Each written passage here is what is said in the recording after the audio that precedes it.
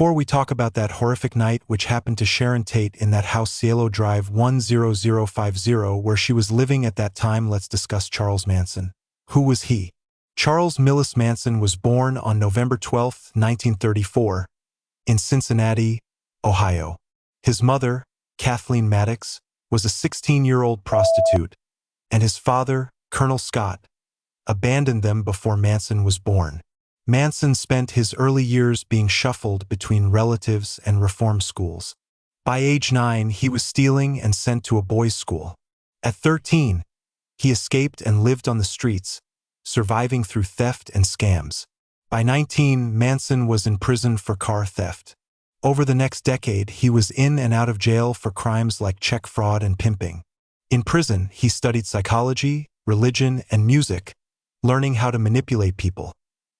Charles Manson was a career criminal who, after being released from prison in 1967, formed a commune-like cult called The Family. He manipulated his followers, mostly young, vulnerable women, into believing he was a Christ-like figure who could see the future. He preached an impending race war between black and white America, inspired by his twisted interpretation of the Beatles' song Helter Skelter.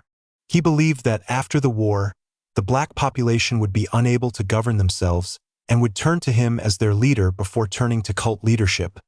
Manson desperately wanted to be a rock star.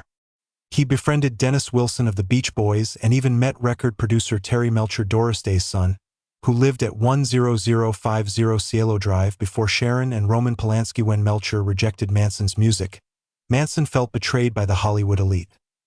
Though Melcher had moved out by 1969, Manson still associated the house with him. Manson had visited the house before *** when Melcher lived there. He knew the layout. Even though Melcher had moved out, Manson believed anyone living there was part of the establishment that had wronged him. Sharon Tate and Roman Polanski were famous, wealthy, and represented the Hollywood success Manson craved but was denied. August 9, 1969.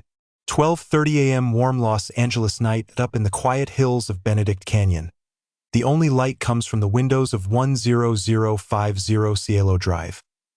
Inside, actress Sharon Tate, 8 months pregnant, is enjoying a peaceful evening with friends. Hairstylist Jay Sebring, coffee heiress Abigail Folger, and her boyfriend Wojciech Frykowski.